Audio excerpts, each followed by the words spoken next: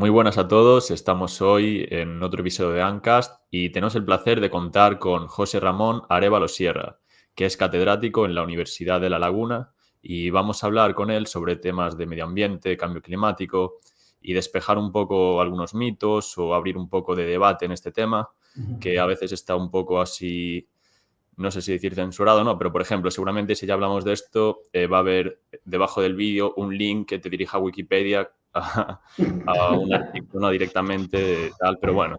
Muy buenas, José, gracias por venir. Nada, gracias a ti por la invitación.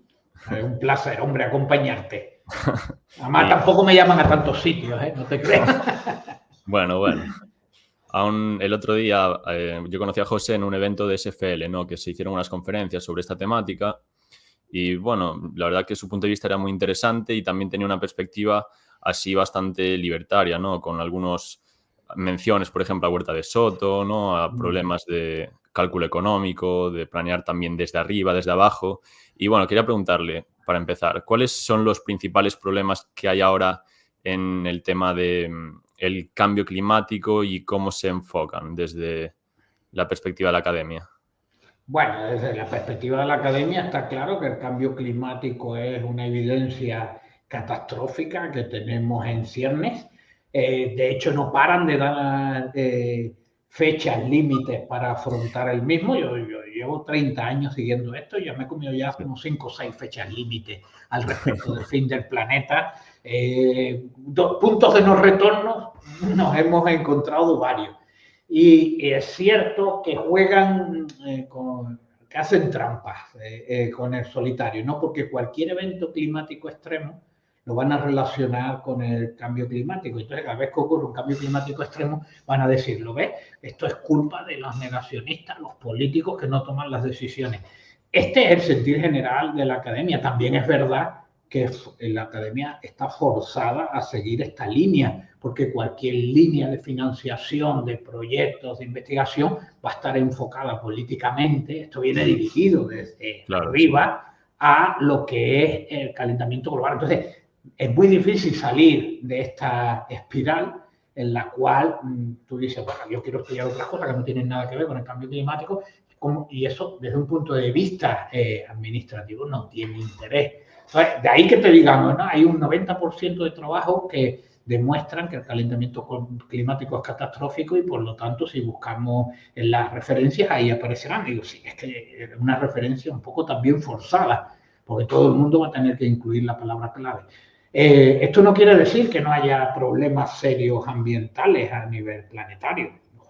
Lo hay bastante serio, hay problemas que hay que afrontar, pero lo que se está proponiendo desde las grandes élites mundiales, en estos foros del IPES, en los paneles estos que se montan a nivel internacional, en el Foro Económico Mundial, en el Foro de Davos, estos que son las élites extractivas que se les suele llamar, es lo que se suele plantear, es gastar trillones de dólares en paliar el cambio climático.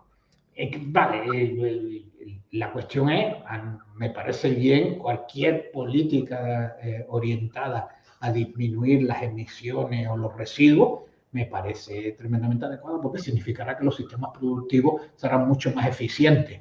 Pero una cosa es procurar sistemas productivos más eficientes y otra cosa es enfocarlo todo a la reducción de las emisiones de dióxido de carbono, que es en lo que está enfocado, cuando además el planeta afronta problemas que se podrían solucionar con una parte ínfima de estos trillones de dólares que se quieren gastar en calentamiento global.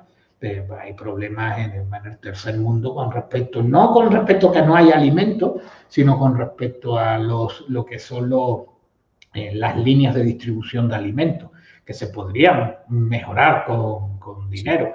El acceso a agua potable, se podría mejorar el acceso sobre todo las mujeres a las que, embarazadas y las parturientas, que sabemos que hay un número, todavía sigue en el planeta muriendo un montón de mujeres durante el parto. Cosas que se podrían evitar con unas inversiones muy inferiores a lo que supone este calentamiento global. Sin embargo, desde el punto de vista político, internacional y de estas élites extractivas, todo se ha enfocado al dióxido de carbono y no hay ningún otro problema. lo que no es serio, lo que yo lo considero, primero que no es cierto y después que no es serio tampoco pensar que podemos cambiar el clima como si fuésemos unos sacerdotes subidos a lo alto de una pirámide. Esto de vamos a cambiar, vamos a hacer sacrificios. Esto ya se inventó, ¿eh? Las tribus amerindias se dedicaban a sacar corazones así a la gente a ver si cambiaba el clima. Ahora sacan billetes. No, claro, ahora agárrate la faltriquera cuando te venga uno de estos a decirte, vamos a hacer, cuando bueno, el gobierno lo dice, hay que hacer sacrificio. Pero lo van a hacer los ricos. Y claro, uno dice, bueno, si eso va a ser Amancio Ortega, Paco Ross, las Coplovi, la Botín. No, cuando te das cuenta que rico es cualquiera que gane 30.000 euros al año.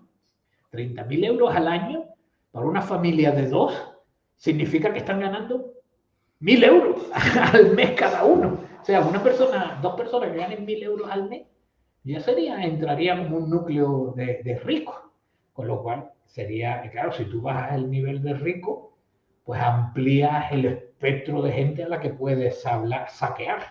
Y al final de eso se trata, de saquearnos para perseguir unos mitológicos cambios del clima, que no sabemos si servirá para algo o para no. En principio, las evidencias de los últimos 40 años indican que no. Yo también utilizo la metodología en economía del cartismo, ¿no? Tú haces una gráfica y ves cómo se comporta la gráfica. En principio no tendría por qué cambiar. Es una especulación. Pero por ahora lo que ha servido es para tomar una serie de decisiones que son meramente políticas. Yo creo que esto se ha hablado ya en algunas conferencias. Cuando las transiciones en energía se dan, la transición energética se da, pero nunca en la historia de la humanidad se ha forzado políticamente una transición energética. La gente cambió de la madera al carbón, porque el carbón era mucho más eficiente. Se pasó del carbón vegetal al carbón mineral porque era más eficiente. Del carbón mineral se pasó al petróleo porque los rendimientos eran mayores. Y ahora te quieren hacer como un paso inverso, te quieren hacer una transición energética a unas energías mucho menos eficientes, mucho menos confiables desde el punto de vista de su continuidad, y quieren forzar a un cambio que la sociedad en principio no lo haría, sino es porque te fuerzan a través de multas. Y claro, empiezan con políticas un poco estrafalarias desde el punto de vista de pasarte a esta transición energética y provocan cosas como la crisis tremenda que está sufriendo el sector del automóvil en Europa, puesto que les han obligado a hacer inversiones en diseño de unos vehículos eléctricos que no están teniendo salida. Claro, la siguiente decisión, esto nunca es dar marcha atrás. Esto es como cuando alguien tiene un problema con el alcohol y la solución es darle más alcohol. Pues aquí la solución es, bueno, pues si la gente no compra los vehículos eléctricos porque le parecen una castaña, habrá que forzar a la gente a comprar los vehículos eléctricos. Entonces, es muy fácil a través de impuestos, pues penalizar. Subimos los impuestos y desincentivamos el consumo de los vehículos térmicos. Esto era un ejemplo de a lo que nos llevan este tipo de decisiones políticas. Porque si verdaderamente el coche eléctrico, y yo creo que en algunas situaciones de gente que tenga una movilidad limitada en su ciudad, es más, hay soluciones eléctricas, para mí las bicis eléctricas y los patinetes eléctricos, quitando el peligro que suponen, pero desde el punto de vista de la movilidad me parecen excelentes. Pero es que quieren forzar a vehículos eléctricos para gente a la que el vehículo eléctrico no te da una solución. A poner placas solares porque al fin y al cabo lo que estamos haciendo ricos es a China, porque es el principal proveedor de placas solares. Eso sí, ellos siguen quemando carbón, pero las placas solares no las mandan para acá, para que nosotros, pues a lo mejor, ¿qué es lo que ocurre? No tengo nada en contra de las placas solares y del consumo, el abastecimiento individual. Pasa que esa placa solar tiene unas subvenciones tremendas desde el punto de vista. Alguien está pagando unas placas solares que generalmente los pone gente de un nivel económico más elevado, que se los están pagando de los niveles económicos. Hay una transferencia de renta de clase baja a clases altas, como el vehículo eléctrico. ¿Quién se compra un vehículo eléctrico? Pues gente de un nivel económico elevado. Entonces, ¿de dónde salen las subvenciones para vehículo eléctrico? Que son 7.000 euros, aquí por lo menos en Canarias, 7.000 euros por vehículo eléctrico, otros 5.000 por no. Al final trinca 15, 20.000 euros de subvenciones de por aquí y por allá. Son transferencias de clases bajas a clases altas. Entonces, bueno, pues es normal que haya gente que esté en contra de este tipo de transición, mientras no esté madura. A un momento, si mañana el coche eléctrico es eficiente, puedes usarlo 200 kilómetros, 300 kilómetros fácilmente, la carga fácilmente en cualquier sitio a una velocidad tal, o sea, yo seré el primero en comprarme un coche eléctrico. Sí. Pero que ahora me quieren forzar a comprar un coche eléctrico en tenor de un dios supremo que es el dióxido de carbono, que hay que evitar que se siga produciendo. Pues me niego mientras pueda. Llegar a un momento que me obliguen, pues habrá que... Pues lo mismo que el que fuma ahora se tiene que ir a 10 metros del edificio y si está en la zona norte de la península, pues morir de frío, pues lo mismo pasará con este tipo de vehículos. Sí, y estas son las decisiones que se toman respecto al cambio climático, tremendamente apoyadas por la academia. Claro, ha tocado bastantes puntos interesantes que me gustaría profundizar. El primero es, la ciencia tampoco es democrática, ¿no? Aunque haya un 90% de gente que compre el discurso, no tiene simplemente por qué ser así cierto y simplemente gana el mejor argumento. Además, hablando de los incentivos que mencionamos antes, pues también se podría enfocar de cierta manera. Y luego también lo que comentaste de los coches eléctricos que ahora tienen que hacer la transición y tal. Alemania, por ejemplo, ahora mismo los coches chinos les están poniendo también unos aranceles enormes.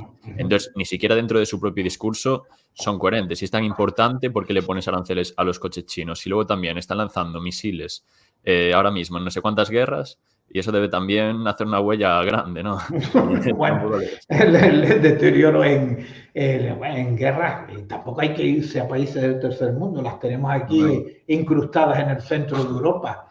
La destrucción que pueden provocar, yo no sé, pero creo que leía por ahí que se estaban lanzando como entre 60, 70 proyectiles por hora en la guerra, pero de un lado y de otro. Están entretenidos en lanzarse cohetes unos. Y además con lo lamentable de todo ello, que hay gente muriendo despedazada en una guerra.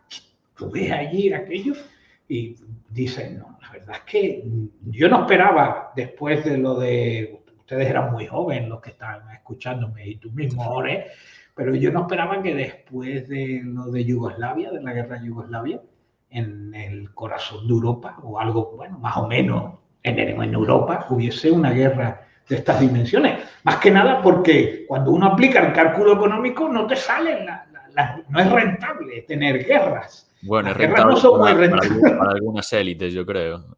Claro, económicamente... Para el conjunto de la población, obviamente no. Cuando, si la gente pensara de un modo capitalista, una guerra no es rentable. Sí. Interesa cualquier otro tipo de opción. Sí. Y entonces yo no pensaba que eso fuese a ocurrir en el corazón, pero bueno, aquí lo tenemos. Con respecto a lo que decías también de la ciencia, ¿no? Cuando el consenso. El consenso es la cosa más ridícula a la que yo... Está claro que 2 más 2 es 4. El que diga que 2 más 2 es 5, nadie le dice que se sale del consenso, sino le dicen está sencillamente equivocado. No, el consenso es que 2 más 2 es 4. Digo, no. Y entonces tú estás equivocado. Es más, si alguien me dice que 2 más 2 es 5, tampoco lo voy a cancelar, ni lo voy a ridiculizar, sino voy a decirle, bueno, pues ya aprenderá que lo que hay. En el caso del consenso en ciencia, es posiblemente una de las cosas que menos se ha utilizado nunca, pero que se ha puesto ahora de moda. Hay que tener, en la historia además, esto suda en este tipo de datos. El consenso de que la Tierra era que el Sol era el que giraba alrededor de la Tierra, era máximo en el siglo XIV, siglo XV, cuando aparecen los geocentristas, toda la ciencia estaba de acuerdo que era el Sol el que giraba alrededor de la Tierra, a pesar de que los datos indicaban lo contrario y que ya había habido civilizaciones anteriores, los caldeos, fenicios no, en Babilonia ya había estudios que sabían que era la Tierra la que se movía alrededor del Sol. Sin embargo, en el siglo XIV, XV, había una idea de que era el Sol el que se movía alrededor de la Tierra. Era un consenso, y no porque fuese un consenso fue verdad. E incluso, tampoco, otro ejemplo que a mí me gusta usar de vez en cuando, es el de la generación espontánea.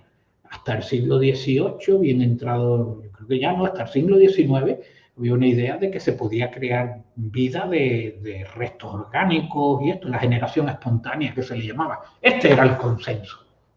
Y en ese consenso, hasta que no llegó Pasteur y con un experimento logró demostrar que era imposible crear vida incluso bacteriana o incluso microbiana de la nada, sino que la vida tiene que venir de la vida, el consenso era que la generación espontánea era posible. Además, se decía que de la basura y de la ropa sucia nacían las ratas. Ya no hablaban de bacterias, sino había teorías de que salían ratas. Otro consenso, Svensson, el médico era húngaro, pero trabajaba en Viena, cuando quería obligar a sus médicos a lavarse las manos antes de tratar a las parturientas, porque morían muchas parturientas y los niños, cuando nacían, morían por una cosa que llamaban fiebre purpural, una fiebre que les daba a los recién nacidos y a la madre y morían. Y entonces el Svensson, el médico, llegó a demostrar que era debido a que los médicos, dado que hacían prácticas con cadáveres, unas bacterias botulínicas que tenían los cadáveres, como pasaban de los cadáveres al tratamiento de las parturientas, les pasaban estas bacterias y eran los propios médicos los que estaban provocando las muertes de las parturientas. Y el Svensson lo terminaron echando del hospital de Viena en que trabajaba, se fue de nuevo creo que a Budapest, porque era húngaro. En Budapest creo que muere enloquecido de los desastres que estaban cometiendo los propios médicos. Creo que terminó mal de la cabeza de ver lo que estaba pasando, y todo es por no lavarse las manos, que era, fíjate qué cosa, pues los médicos se negaban a lavarse las manos porque sería como la demostración que eran ellos los que estaban provocando las muertes. Entonces era el consenso de la época. Entonces a mí, cuando me vienen a hablar del consenso, esto no quiere decir que cualquiera que vaya en contra de la idea mayoritaria tenga razón, pues claro. Hay mucha locura también por ahí, pero por lo menos no ridiculizar cosas cuando no están tan claras. Entonces, claro, supongo que me está hablando por el consenso referente al cambio climático. Yo no sé a qué se refieren con el consenso. Hay premios Nobel detrás no es del negacionismo, sino del escepticismo con respecto a que sea el dióxido de carbono el único responsable del calentamiento global. Después los datos no acompañan a todas estas predicciones. Las temperaturas se han elevado, pero no tanto como han dicho. Ningún modelo ha sido nunca capaz de detectar los verdaderos cambios que se están provocando. Es cierto que hay un calentamiento. Nadie, además, otra de las cosas, los negacionistas del cambio climático. Yo no conozco a nadie que diga que no hay calentamiento. Ahora, lo que se discute siempre es el alcance de este calentamiento desde el punto de vista del apocalipsis a nivel planetario, y también lo que se está discutiendo es las medidas que se están tomando para tomar. Esto es quizás lo más peligroso. Las medidas liberticidas que se plantean para controlar a la población y cosas tan tenebrosas como la necesidad de crear un gobierno mundial. Esto apesta de lejos a 1984. No me quiero poner conspiranoico, que parece que me voy a poner un papel de aluminio en la cabeza aquí ahora mismo, pero desde luego cuando uno se pone cuando hablan de gobierno global, digo yo, que nadie ha votado, que nadie va a votar, digo, esto es bastante peligroso, porque ya ese gobierno global se va a sentir con la capacidad de poder dirigir la vida de los ciudadanos. Y hoy en día, en 1984, en el libro, no fue capaz de predecir la capacidad que hay de control de los ciudadanos a través de una cosa como esta, de un celular. La capacidad que hay de control de los ciudadanos a través de un celular es tremenda. Si le quitas el dinero, además, que todo tenga que ser electrónico, No es ninguna locura pensar que pues, en unos años pues, te diga, tú vayas a sacar un billete de avión y te digan, no, usted ya se le pasó su cuota de carbono de viajes en avión, o peor aún, que vayas a comprar carne y dices, no, te tienes que ir al brócoli porque ya te comiste toda la carne.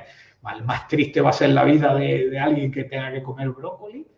En 1984, si han leído el libro, verán que por unos megafonitos dentro de las habitaciones te avisan, levántese para hacer ejercicio, levántese y se puede tomar un poco de la ginebra, creo que se llamaba, todos tenían la misma marca, Libertad, creo que se llamaba. Tome un buche de ginebra Libertad. Claro, no pensó en el nivel de sofisticación que puede tener para controlar la vida de los ciudadanos que un celular, ¿no? Al día de hoy. Es capaz, no, ha quedado todo. Pero bueno, afortunadamente no estamos llegando, pero durante la pandemia se pusieron en práctica muchas de estas medidas. Y lo más tenebroso de todo ello fue que funcionaron bien. Que nos encerraron, que en el caso de algunos países, en China se hablaba de que sí que estaban controlados a través del celular, por donde se Sí, se movía. usaban las super apps estas, porque tienen como una app que es para todo, tipo, una app solo tiene pagos, WhatsApp, ¿sabes? Como si tuvieses una aplicación todo. Entonces te cancelan esa aplicación y ya quedas como excluido de la vida, ¿no? Sí, claro, ya quedas como un outlier de esto, un mendigo. Sí, sí. Y para, ya creo que ahora también con el reconocimiento facial, que lo van a estar implementando Sí, en China, pagan ya con eso. ya pagas con el careto. Yo bueno, acabo de llegar de Canadá y pasé los controles sin... Canadá no es China, pero yo pasé todos los controles de pasaporte y de billete y de acceso al avión sin presentar las tarjetas de embarque. Yo no pasé ya no usé papel. O sea, iba caminando y entonces te iban dando, pues caminabas por el pasillo y ¡pi! Y era que ya podías pasar. ¿Sabes? Y yo no recuerdo en ningún momento que me hicieran un reconocimiento facial ni que me pidieran permiso para reconocimiento facial. Aquí en Canarias, las empresas canarias de aerolínea te piden permiso para hacerte reconocimiento facial. Si quieres con el reconocimiento facial, evitas tener que pasar por presentar tarjetas de embarque y todo esto. Y tu carnet de identidad. Para alguien como yo, que soy tan torpe, que estoy perdiendo siempre cosas, la verdad es que es muy goloso.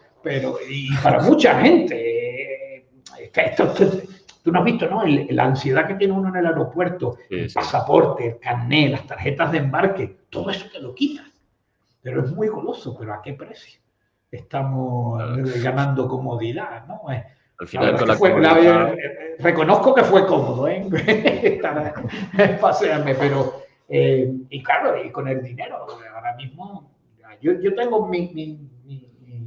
mi huella de carbono está perfectamente calculada, porque otra de las cosas que decimos, y pues, la gente que pretendemos ser libertarios, no que lo seamos, pero los que aspiramos a ese nivel superior que es el libertario, siempre decimos que hay que pagar con dinero metálico, pero ¿quién lo hace?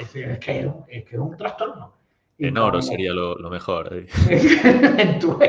y con la cabra, cambiando la cabra por dame fruta y yo te doy una cabra. No, es verdad que, bueno, se gana mucha comodidad, pero y es fácil caer en esa idea, ¿no? Sí. Bueno, pues si todo es cómodo, todo es fácil, todo, pero la capacidad de control que hay. Entonces, claro, muchas veces me dicen, cuando yo he ido a algún debate, ¿no? De esto, de cambio climático, y me plantean de que está muy bien el dinero electrónico porque controlan lo que gastas y eso. Digo yo, sí, pero el gobierno controla todo lo que gasta, todo lo que hace. Y dicen, no, sí, pero el gobierno lo hace por tu bien. Y yo les digo para asustarlos, porque claro, suelen ser progres. Digo, bueno, ahora vamos a ver, los que están en el gobierno.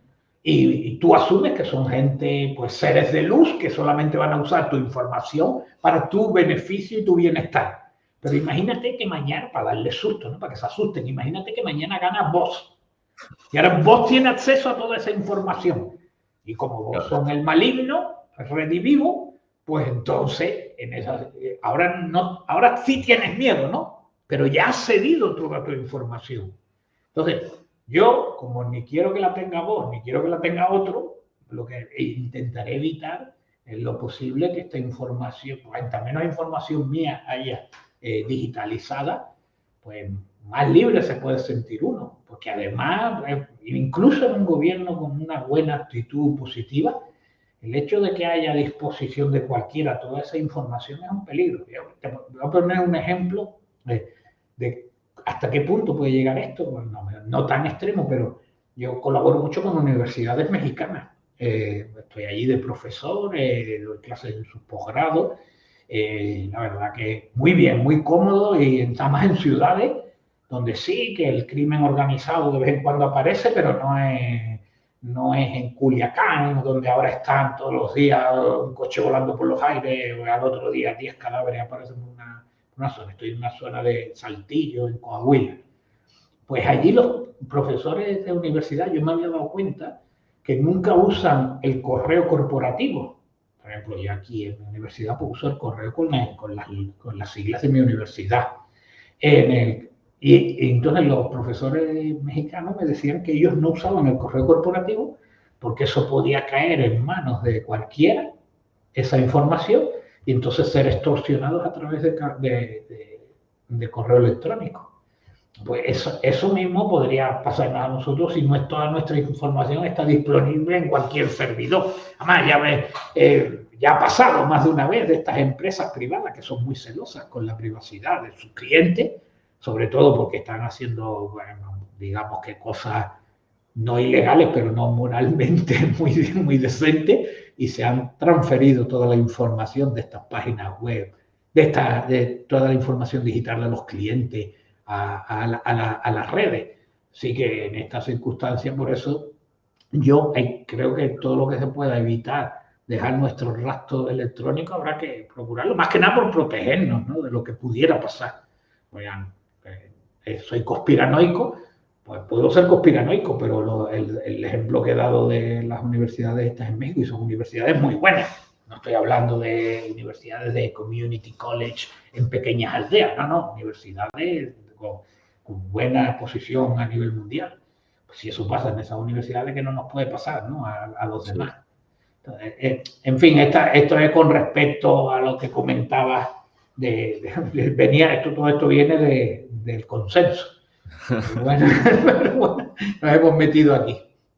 Sí, y luego el consenso tampoco, o sea, lo que hay ahora no es consenso, diría yo, porque consenso son todos, no es mayoría, por mucha mayoría que sea, eso no es consenso, es mayoría reforzada o lo que sea.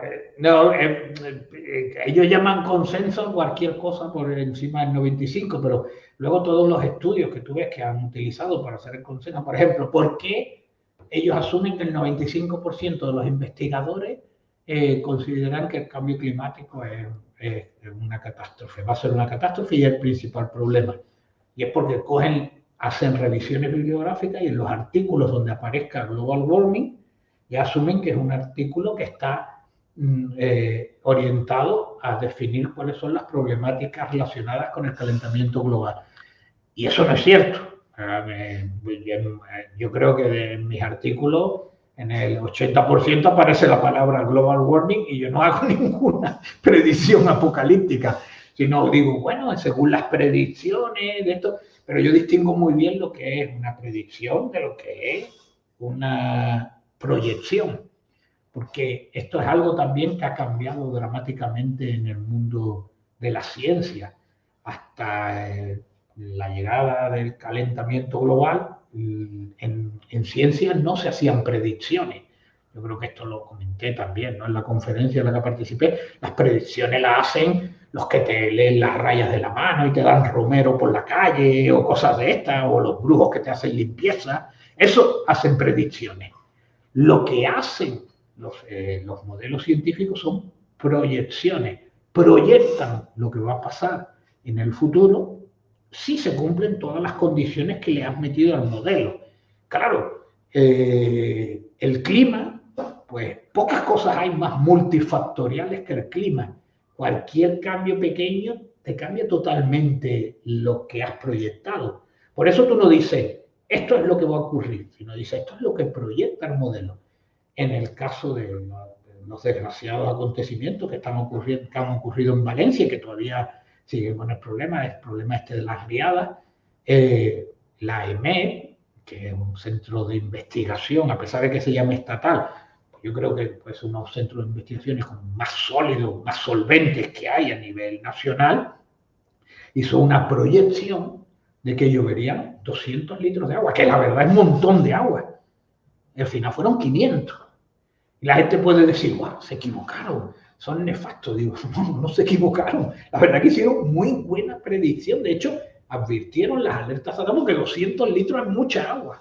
Es la suficiente agua para que se paralicen todas las actividades, los colegios, el tráfico, se cierren todas las empresas y todo el mundo vaya a su casa y los que estén en zonas de cauce se alejen de ellos. Esas predicciones fueron muy buenas, para que fueron superadas de 200 a 500. Son las más graves acaecidas en la historia, ¿no? En 1957 hubo una muy grave, en 1983, 84 hubo otras por el estilo. También hay que tener en cuenta que no son comparables, ¿no? Somos más vulnerables ahora. A lo mejor en 1957 España podían ser 30 millones de habitantes, no llegaría a mucho más. Ahora estamos ya, bueno, rondando, últimamente no ha crecido mucho, pero creo que estamos en 48, 49 millones. Esto nos hace más vulnerables. Por lo tanto, los modelos, que es a lo que me estaba refiriendo, a pesar de que son herramientas tremendamente útiles, no predicen lo que va a pasar. Y esto es algo que ha cambiado en ciencia con el tema este, porque te están diciendo pues, que dentro de 100 años vamos a tener distintos modelos, desde 5 grados más de temperatura hasta los más conservadores que dicen 2, que también es un cambio considerable. Bien, luego la realidad va por debajo de todos los modelos, desde del más conservador incluso. Y yo creo que es por esa idea que hay en todas las civilizaciones, que nosotros hemos llegado ya al máximo de nuestro avance tecnológico. Por ejemplo, ustedes, que los que me vayan a escuchar serán muy jóvenes, ustedes se han quedado como toletes, que no tienen capacidad de mejorar la vida, que se va a quedar estancado el desarrollo tecnológico. Es una locura pensar que dentro de 20 años vamos a estar usando los mismos coches, los mismos modos de transporte, los mismos métodos de comunicación, la misma logística, que también puede cambiar mucho. Es una locura. Dentro de 20 años no sabemos muy bien cómo vamos a estar, pero desde luego vamos a estar, a no ser que, claro, que acaezca una catástrofe mundial, que podría pasar, como casi ha pasado con lo de la pandemia, pero a no ser que pase algo de esto, que nadie para eso no había predicciones. Y todas siempre están hablando, el virus mundial, que acaba. Eso desde Aristóteles se está hablando del virus mundial. No vale decir virus mundial y cuando parezca, como yo dije, sí, pero llevan 300 años diciéndolo. Eso no es ninguna predicción. Creo que Bill Gates está hablando también de estas cosas. No, pero yo creo que la vida, en esto, la verdad, a lo mejor que soy un optimista patológico, va a ser mejor dentro de 20 años que ahora. Para nosotros, la gente de los países desarrollados, pero sobre todo para los de los países subdesarrollados. Que no hay que tener en cuenta que hace 150 años, cualquier persona que se hiciera en la corte real del rey en Noruega, se hacía un pequeño corte con un cuchillo en un dedo y podía morir pues de cualquier enfermedad, podía morir del tétano. Hoy en día, en los poblados más pobres de África, las vacunas antitetánicas llegan. O sea, no estamos peor ahora que hace 150 años. De hecho, en Benin o en cualquier país de esto de Centroáfrica estarían mejor que un rey en Noruega hace 150 años. Y dentro de 20, 30 años estaremos mejor también, quitando los problemas puntuales. ¿Dónde no estamos mejor en Europa? Hombre, en Ucrania. Pero es que eso no tiene nada que ver ni con el clima, ni con el medio ambiente, ni con la crisis demográfica, ni con nada. Los problemas geopolíticos no van a dejar de existir. He de reconocer que ahí sí que he pecado yo, como dije al principio, de inocente, ¿no? Pensaba que en Europa no podía haber una guerra, en el centro de Europa no podía haber una guerra, porque después de lo de Yugoslavia quedó aprendido que eso es un desastre humanitario Pero sobre todo, algo que debería convencer a los líderes para no iniciar ninguna guerra es el cálculo económico, que no suele ser rentable, por lo general. Pues ya desde el mercantilismo, cuando el poderío de un país se fundamentaba en sus riquezas naturales, desde entonces, cuando ya se abandona el mercantilismo por el comercio, ya se sabe que invadir un país no te va a traer beneficio, te va a traer generalmente más pérdida que beneficio. Antes en el mercantilismo tú lo invadías porque, pues si tengo esta cantidad de bosque, si invado este país tendré más bosque todavía. Pero una vez que aparece el comercio, se abandonan esas prácticas antiguas de invadir países, porque no te salen los números. Yo pensaba que no, pero bueno, las cuestiones geopolíticas vienen dominadas por personas también. Si las personas toman decisiones en contra de la lógica, está claro que puede haber problemas, pero yo soy un optimista patológico y creo que el planeta, ustedes se van a encontrar un planeta mejor que tienen sus padres, lo mismo que yo me encontré un planeta mejor que el que tenían mis padres. Y mis padres se lo encontraron mejor que el que tenían sus padres, que el que tenían mis abuelos. Esa tendencia yo creo que no se va a romper, a pesar de que dicen, no, nuestros hijos van a tener peor calidad de vida que nosotros. Digo, mira, los hijos ahora de los adolescentes, así como ustedes, tienen en el bolsillo un ordenador más potente que el que llevó el hombre a la luna. Tienen Netflix, tienen Instagram, tienen comida, tienen ropa, tienen alojamiento. No se tienen que preocupar por las esencias, que tienen problemas espirituales y desde un punto de vista filosófico de cuál es el sentido de la vida. Pues a lo mejor eso pueden ser peor que los que teníamos nosotros, porque como estábamos más preocupados por buscarnos las habichuelas, pero no quiere decir que estén peor. Yo me niego a esto. Es más, no están peor, sino que van a mejorar en los siguientes años. Yo soy optimista. Sí, señor. Y luego quería preguntarle también, había algunos, vi por Twitter, por ejemplo, una portada del Times, ¿no? Que era el mundo se está helando, ¿no? Y como que mucho hielo ahí, o sea que no sé si era del año 1900 y pico, ¿no? Que no sé si antes se pensaba igual que iba a haber una helada y de repente ahora No, va a sí, cambiar. sí se pensaba en 1970 y era verdad, era un periodo frío y el Sí, periodo frío muy delicado. Eso lo comenté también alguna que otra vez. Los periodos fríos se pierden tierras para cultivo, se hacen inadecuadas porque el frío hace ya que estos productos alimentos ya no puedan producirse porque el frío es muy alto. Y sobre todo, y más importante que eso, que el acortar los terrenos para el cultivo, lo que hacen es que acortan los periodos de crecimiento de las plantas. Al acortar los periodos de crecimiento de las plantas, de la producción del fruto, los frutos se hacen más pequeños, con lo cual la producción de calorías por hectárea se reduce de forma dramática. De ahí que en los años 70 se hablara mucho del problema demográfico y del problema de la alimentación, de cómo se iban a alimentar. Y aparecen todas esas predicciones de cómo para el año 2000 se acabaría el petróleo, habría guerras, habría enfermedades, la población empezaría a disminuir. Nada de eso ocurrió porque en cuestión de 4 o 5 años los científicos advertían. Además, hay una carta al secretario de Estado de Estados Unidos por parte de un grupo de científicos advirtiéndole en el año 72 de la grave crisis alimenticia que le esperaba a Estados Unidos en los próximos 10 años como consecuencia del enfriamiento global. Y estos eran científicos del más alto nivel, porque a veces se dicen por ahí que no, que eso del enfriamiento global eran 4, no, 4 no, lo que pasa es que no había Twitter y no había Instagram. Si hubiese habido Twitter e Instagram hubieran sido muchos más, pero sí que las élites investigadoras de esa época advertían, y tenían razón, el planeta se estaba enfriando. Los que no esperaban, es más, el planeta empieza a calentarse, a mostrar signos de aumentar su temperatura a un paso muy lento, a partir del 75, 76. Pues hasta el 78, ya con el planeta calentándose, se seguía hablando de enfriamiento global. Y esto bueno, pues fue ocurriendo. Y lo cierto es que desde entonces, desde esa época, en los 80, en el 88 que se presenta en los Estados Unidos, Peter Hansen crea ya pues, un centro de estudio para el aumento de las temperaturas en el 98 es el protocolo de Kioto, que se termina firmando en el 2005. A partir de ahí sí que la Tierra ha tenido un camino de irse calentando.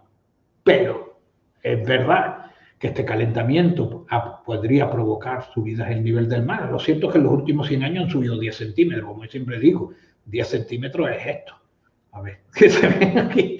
Si no somos capaces de adaptarnos a estos 10 centímetros de subida del nivel del mar, cuando Holanda está a 7 metros por debajo del nivel del mar y Nueva Orleans está a 2 metros por debajo del nivel del mar, vaya, no vamos a ser capaces de...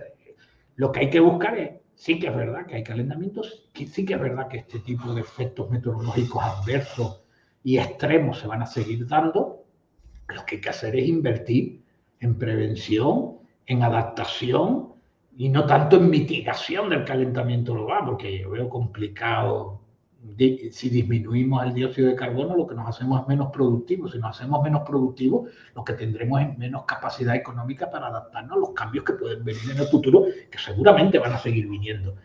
Por eso el calentamiento sí que es patente, ¿no? Además que en esto no son modelos, estos son los datos reales. Sí que hay un calentamiento, pero considerarlo apocalíptico y relacionarlo con fenómenos meteorológicos extremos no es cierto, con huracanes no es cierto, con subida del nivel del mar es prácticamente irrelevante, con los incendios tampoco es cierto. Cualquier buena relación que intentes buscar del cambio, del aumento de temperatura con este tipo de fenómenos, no termina de aparecer como lo suficientemente significativa. Un detalle, y claro, al que tenga la pérdida de un ser querido en un evento climatológico extremo, las estadísticas no le sirven de nada. Pero, desde el punto de vista de un estudio, sabemos que las pérdidas de vida en fenómenos climatológicos extremos se han reducido más de un 1000% a lo largo de los últimos 100 años. Antes había mucha... ¿Y por qué? Porque el desarrollo económico te permite prepararte para este tipo de fenómenos adversos.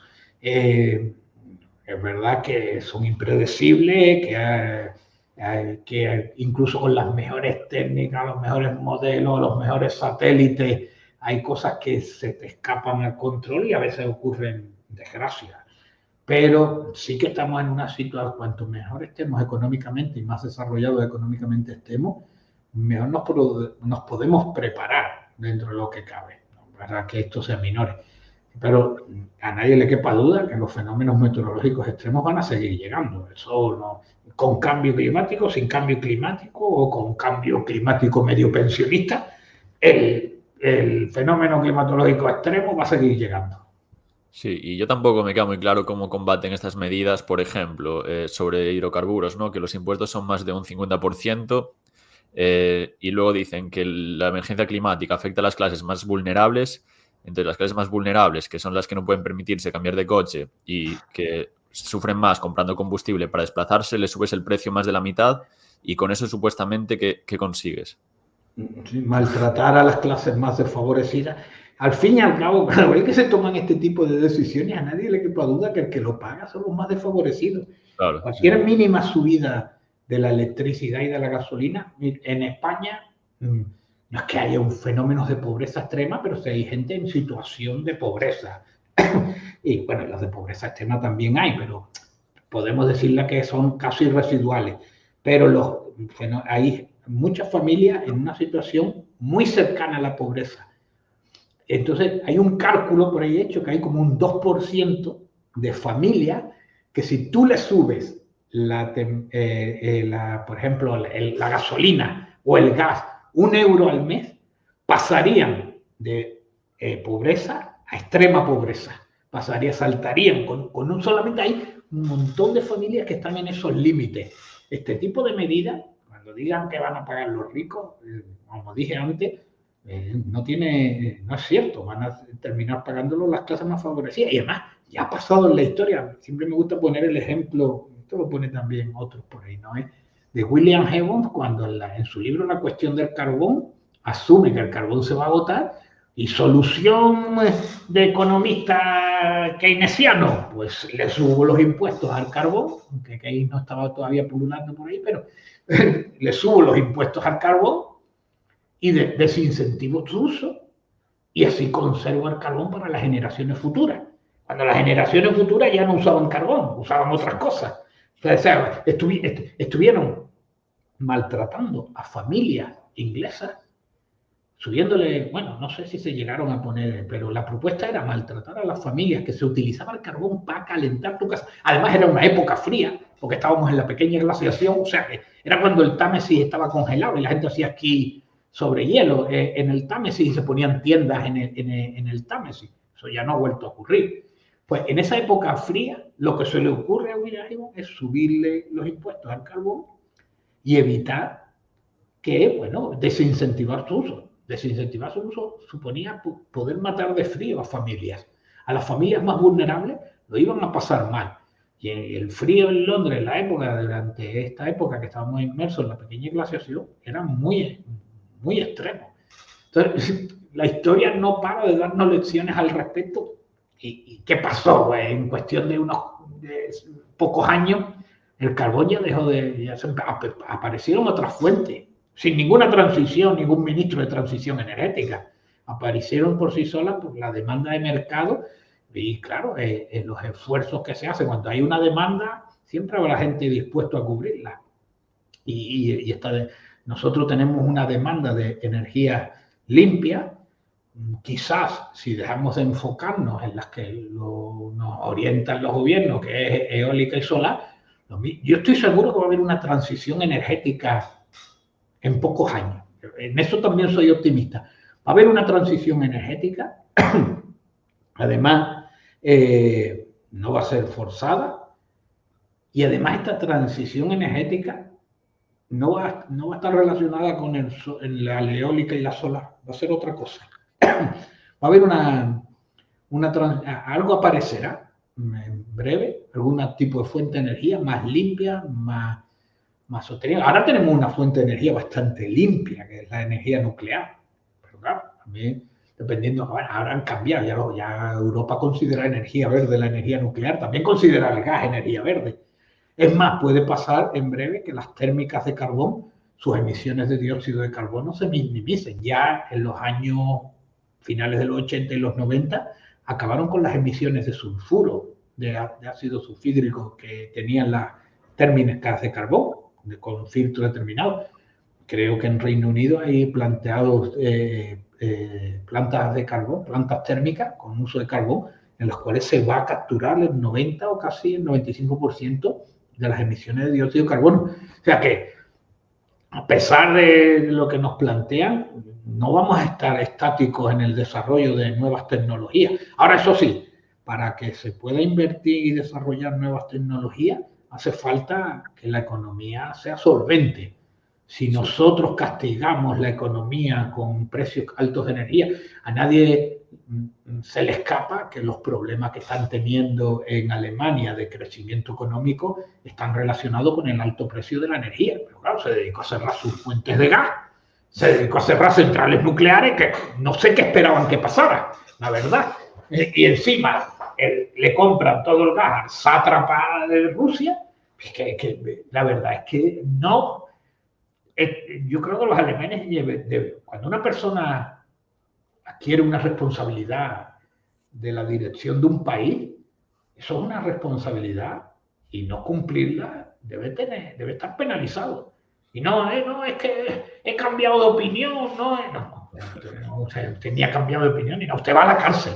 No vamos a hacer como en Corea creo que, no sé si era en Corea del Norte, que el ministro de Economía, la economía de Corea del Norte debe estar cogida con pinzas. El ministro de Economía no sé qué decisión tomó y cayó la producción agrícola en el país y la solución del gobierno fue fusilarlo al ministro de Economía. No vamos a llegar a eso, pero sí que debe estar, el no cumplir con tus funciones de forma eficiente, un puesto que tus ciudadanos han puesto, ya que encima te ponemos la confianza en ti para que hagas con nosotros lo que quieras y lo haces mal, pues esto debe estar penalizado.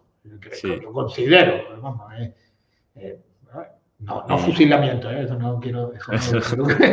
No quiero fusilar a nadie, pero sí que. Sí, o no cojas, si no eres capaz de afrontar el país, hay que ser honrado. Mire, no soy capaz de sacar esto.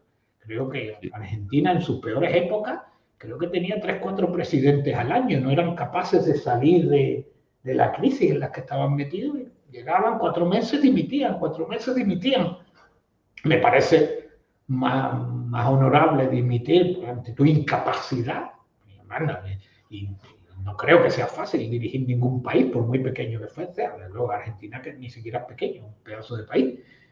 Y Alemania ya, pues ni te cuento, o sea, son países muy grandes. Entonces, no se pueden, hay que tener mucho cuidado en este tipo de decisiones bucólico-alternativas y pastoriles, que sobre el papel funcionan a la perfección, pero cuando la pones en un mundo cambiante y hostil, es que hay que tener previsiones para todo este tipo de cosas. Sí. Y ahí está Alemania con un problema serio de crecimiento. Y si Alemania tiene un problema serio de crecimiento, nos va a afectar al resto de los países. España presume mucho, ¿no?, el gobierno, de que España es el país que más crece, y es verdad, es el país que más está creciendo de toda Europa. Pero claro, ¿de dónde veníamos? Es que estamos creciendo más y seguimos todavía los últimos. Pero estamos creciendo, en verdad, mientras los países están creciendo, algunos al 0,5, 0,1, otros decrecen. Creo que Italia está decreciendo con Meloni, está por el lado del 0. España está a tasas de crecimiento del 3, y es cierto, porque también veníamos de una situación muy delicada.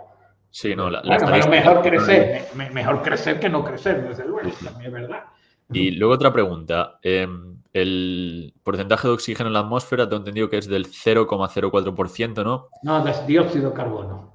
Sí, ¿qué dije? Oxígeno. El oxígeno Me lié, un me lié. 20%. El Vale, oxígeno vale. un 20%. Quería decir dióxido de carbono, me lié.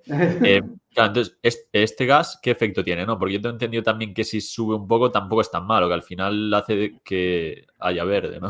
No sé muy bien si No, puedes explicarlo. el dióxido, vamos a ver, los productos limitantes de la producción, los elementos limitantes de la producción son el carbono y el nitrógeno, ¿no? El carbono, nitrógeno y ya luego a menor nivel fósforo. La materia orgánica está compuesta principalmente de carbono, ¿no? Los árboles, bueno, pueden tener 50%, ahí anda, en niveles muy elevados. Por lo tanto, es un elemento limitante de la producción. ¿Qué ocurre? Por ejemplo, en invernadero, si yo quiero aumentar la producción de tomate, pues una de las prácticas habituales es meter calor y meter dióxido de carbono, porque las plantas utilizan el dióxido de carbono para el proceso de la fotosíntesis. Está claro que como es un elemento fertilizador, cuanto más carbono hay, más producción habrá vegetal. De ahí que los últimos datos indiquen que el planeta se está reverdeciendo. Y muchos te dicen, no, es porque la tundra ártica está retrocediendo y está siendo invadida por bosques. No es por eso, porque está también creciendo la zona con presencia vegetal en el desierto del Sahel. El desierto del Sahel está retrocediendo ante el avance de la vegetación. Algunos pueden relacionar esto con el aumento del dióxido de carbono y las temperaturas. Y es cierto que más temperatura y más dióxido de carbono, hasta un límite, hace que aumente la tasa fotosintética, que hace que aumente la producción, etcétera, todo esto. Y ahora estamos en unos niveles que son más altos, pero que no estamos hablando de la época de los dinosaurios, del Jurásico, ¿no? Donde se suponía que los niveles de dióxido de carbono podían estar entre 3.000 y 6.000 partes por millón. Ahora están en 400 partes por millón. O sea, en aquella época la producción en el carbonífero, ¿no? La producción vegetal era muy alta y de hecho el carbón que estamos usando ahora es el que se produce en esta época, en esto hace 60 millones de años, porque la producción vegetal era muy alta. Entonces, está claro que el dióxido de carbono favorece el crecimiento vegetal. Pero por otro lado, tiene también el efecto que es un gas efecto invernadero, hace que se retenga más la temperatura y, en principio, es verdad que sobre el papel está muy claro. Lo que pasa es que, asumiendo lo que está aumentando el dióxido de carbono, habría que interpretar que las temperaturas de la Tierra deberían de ser más altas, para 400 partes por millón. Entonces, lo que la investigación es, ¿dónde está yendo ese carbono? ¿Por qué debería haber más carbono en la atmósfera y no lo hay? y es porque los océanos están actuando como grandes sumideros de carbono.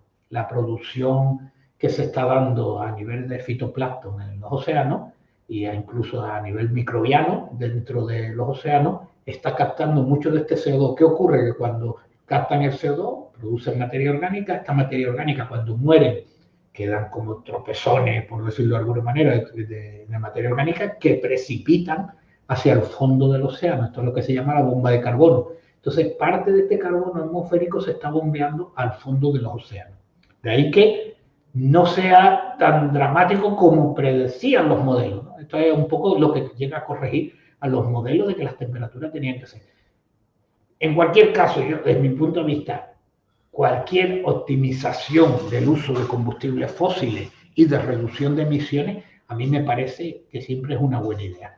Porque si tú utilizas menos energía para producir lo mismo, quiere decir que estás siendo más eficiente. Y hay que luchar porque los sistemas productivos sean lo más eficientes posible. Y lo son. El vehículo de cualquier padre de ustedes consumía 3-4 veces más gasolina que los que consumen ahora los vehículos nuevos, que están con unos sistemas eléctricos que optimizan el consumo de energía. Aparte, antes eran unos tractos de hierro que pesaban toneladas y ahora los vehículos que ustedes compren parecen de plástico, todo de plástico, ¿no? Es que utilizan como 5 o 6 veces menos materiales.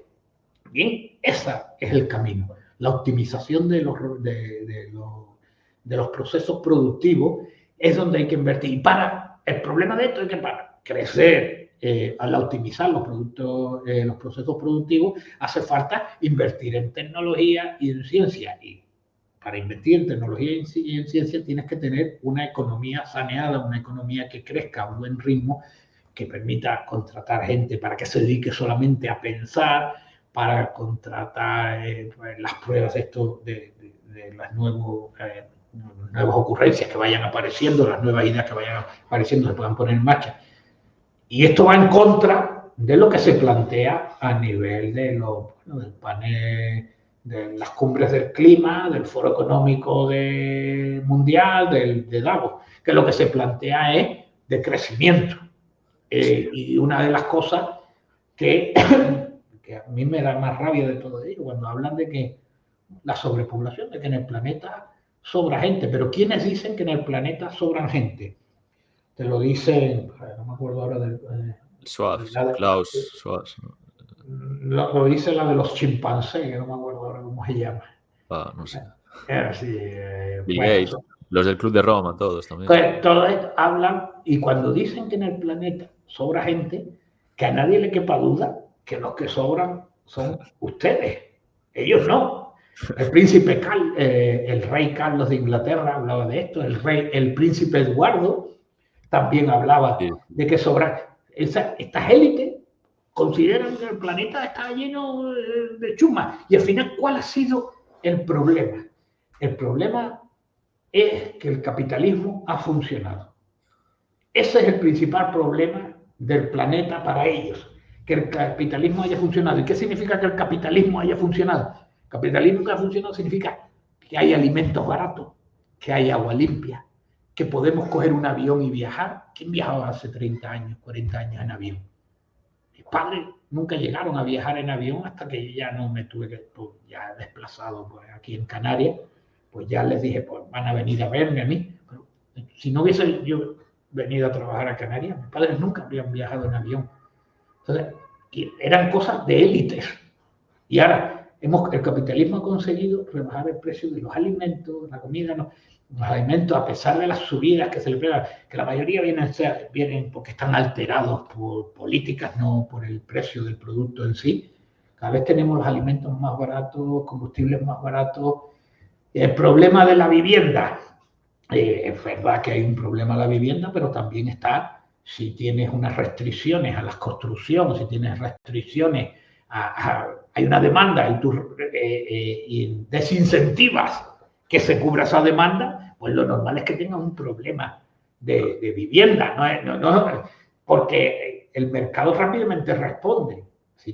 ¿Por qué no hay zonas? Yo entiendo que, bueno, no vas a hacer viviendas en parques nacionales, Pero es que no estamos hablando de parques nacionales, estamos hablando de los laterales de las ciudades, porque no se hacen viviendas.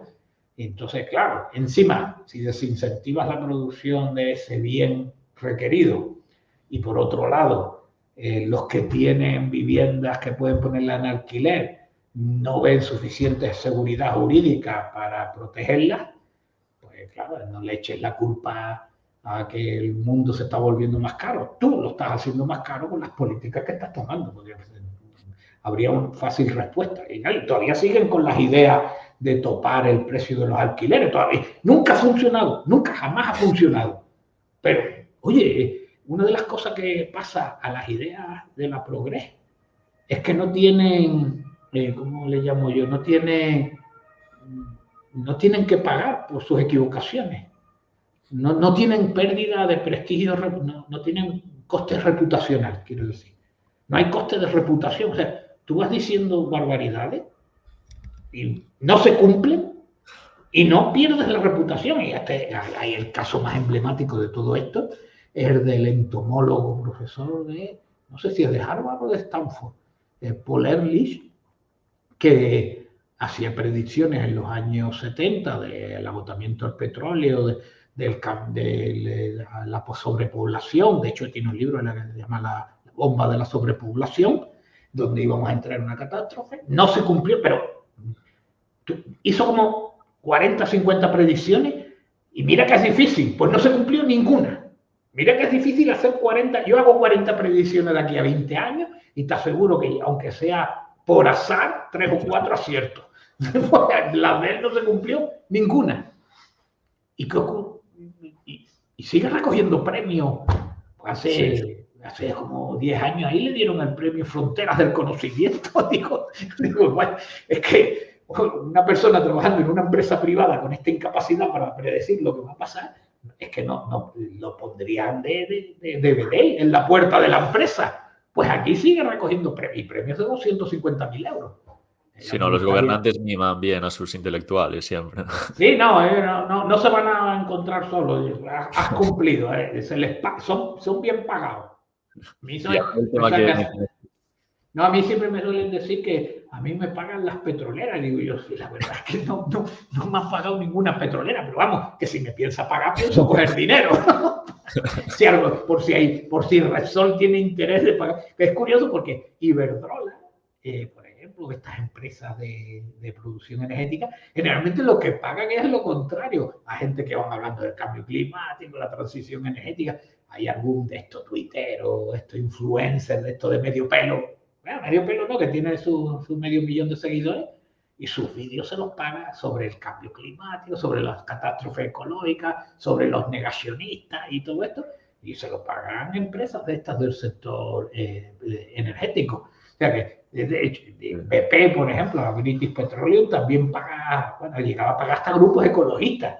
O sea que en verdad, el negacionista, como suelen llamar, la verdad que tiene poco rédito económico y encima, para que te estén, yo después de, como conoce mi participación en un famoso podcast nacional, tienes que estar aguantando una cancelación, insultos, llamadas a lo que es incluso a mi empresa para que me echaran, vamos.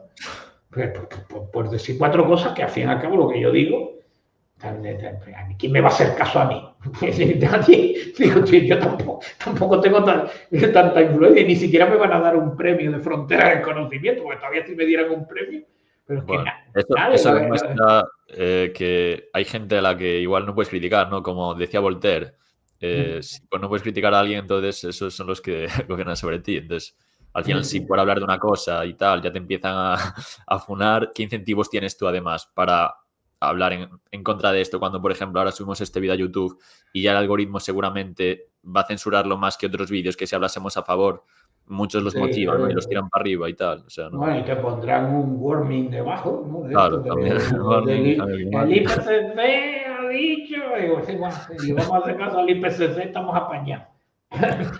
Pues yo también en esto he pecado de iluso. Yo creía que como soy una persona desde un punto de vista social irrelevante, que ustedes me llaman, yo doy mi opinión y que la gente que no le guste mi opinión dirá, bueno, este tío no tiene ni idea o está equivocado. Pero lo de que yo he tenido que sufrir de cancelación, bueno, incluso hay insultos. Hombre, yo lo bueno que tengo es que mis redes, no tengo redes sociales, casi puedo decir, no las uso, nada más que para informarme, no soy un pica Twitter de esto, hacer una serie. Entonces, claro, me libré por ahí me libré un poco, pero lo cierto es que si yo hubiera sido un youtuber de esto con sus 1000 seguidores, pues bueno, me lo hicieron pasar mal porque incluso te insultan hasta la familia, por cosas que tú dirás, bueno, pues este tío no tiene ni idea, pero si ¿quién me va a hacer caso? Si además tienen el dinero de los proyectos, los observatorios, los centros de investigación, tienen todo el dinero está en ese lado. Tienen los medios de comunicación a favor. Donde una persona con un discurso medianamente escéptico ya no va a tener relevancia. Y cuando alguien habla así algo en algún foro donde haya más de 1000 que lo escuchen, se pone muy nervioso. Y la verdad que no sé por qué. Bueno, incluso algunos hablando de que a mí había que llevarme a un proceso penal. Que no, pero no te estoy diciendo que lo dice uno harto de vino en una taberna de moscas y vino barato. Te lo estoy diciendo que lo están diciendo investigadores muy prestigiosos. Bueno, que además le diré que a este investigador se trajo a Canarias y pronunció una de las palabras más fascistoides que yo he escuchado en un foro político en mi vida. Pues cuando le dijeron que la libertad que tenían los ciudadanos, ¿no?, también para construirse su casa donde tuvieran permiso y para desarrollarse y viajar, él dijo que la libertad, él puso este ejemplo, y bueno, tengo el vídeo por ahí y me lo pienso utilizar, que la libertad era como una cometa, pero las cometas solamente vuelan porque tienen una cuerda que las aguanta. Entonces, la libertad solamente puede volar cuando alguien la está aguantando. Digo, bueno, eso lo firmaría el caudillo con los ojos cerrados. O sea, no he escuchado frases más fascistoides en un parlamento público, en un parlamento político, pero y le dije, pásame el vídeo porque con eso me voy a forrar. con ese vídeo, porque es que la cometa, la libertad es una cometa y hay que tenerla agarrada. Y yo pensando, ¿y quién la va a agarrar tú? ¿No? Agarra lo que tú quieras. Porque ¿quién agarra la cometa? ¿Qué van a hacer? Pues, y te dirán, pues nosotros los que sabemos, Leonardo DiCaprio, Greta Thunberg, el príncipe, el rey Carlos de Inglaterra. Bueno, muy fascistoide, la verdad. Sí, no, también esa gente muchas veces, si ya les vas con otro discurso, ya te dicen, no, es que vas contra la ciencia, ¿no? Pero, bueno, la ciencia, sí, bueno, pues será porque... ¿Y qué es la ciencia? Yo soy la ciencia, es lo que te van a decir. No sé qué es la ciencia. La ciencia no hace predicciones, como digo, la ciencia hace proyecciones. En función de eso, uno hace adaptaciones también. Oye, ahora mismo, incluso algunos tampaletos pueden estar diciéndote que la culpa del Dana es de los negacionistas. Y se quedan tan tranquilos, ¿no? Y te estoy diciendo, como te digo, ¿no es? Claro, también es verdad que Twitter hoy en día, cualquier persona puede tener 20.000 seguidores fácilmente. Sí. Pero bueno, si es la forma en la que se informa la mayor parte de la sociedad. Entonces, el peligro que hay es que bueno, se extreman las opiniones y, bueno, y la cancelación puede pasar algo más que la cancelación. Entonces, a mí, bueno, yo hablo de esto en principio con ustedes, pero en algún momento yo veo que la cosa se complica, me dedico a lo mío. Yo tampoco tengo ningún interés en cambiar la sociedad. Sí, no. Hablo porque me preguntan, pero está visto que tampoco está tan claro que uno pueda hablar de lo que piensa. Sí, bueno, no le quiero robar más tiempo, que ya llevamos algo más de una hora. Sí, ya nos hemos pasado, sí. Sí, sí. Y me tengo que ir a dar clase, lamentablemente. Pues muchas gracias por su tiempo, José. La verdad Nada, que yo creo que ha quedado muy bien y la gente le va a molar mucho. Y también es usted un valiente hablando de estos temas que últimamente parece que no se puede hablar mucho de algunas bueno, cosas. no me van a quemar como a Giordano Bruno, pero sí te van a cancelar, ¿no? No, tampoco. Pero Pero, bueno, poco a poco. Pues muchas bueno, gracias y nada, la nada, gente ya gracias. dijiste que no tienes ninguna cuenta ni nada para seguirte, ¿no? No, no me sigas, no me Pues no le sigas. sigáis, no le sigáis. No me sigas.